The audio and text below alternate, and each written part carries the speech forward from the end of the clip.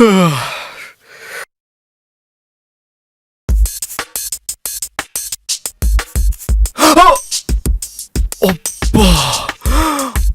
ఆంటీలో ఏదో మార్పు కనిపిస్తుందిరా. ఇంతకీ ఏం జరిగిందంటావు బావా?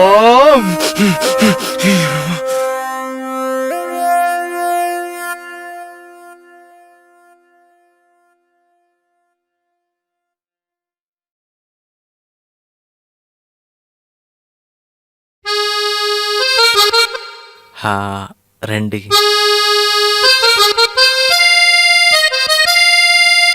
ఏంటి విజయ్, ఇంకా నిద్రపోతున్నావా? అవునా ఆంటీ, నైట్ కొంచెం లేట్ అయింది.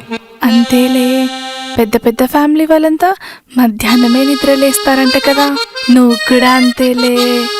సరే, నీకోసం సున్నుండలు తీసుకొచ్చాను, రా తిందుగాని, కూర్చో. వద్దులేండి ఆంటీ. పర్లేదు, రా కూర్చో. నేను షర్ట్ కూడా వేసుకోలేదండి ఇంకా. పర్వాలేదులే విజయ్, ఎప్పుడైనా తీయాల్సిందేగా. నేను ఇలా మీ ముందుండడం బాగోలేదేమో ఆంటీ. నేను ఎప్పుడైనా అలా అన్నానా?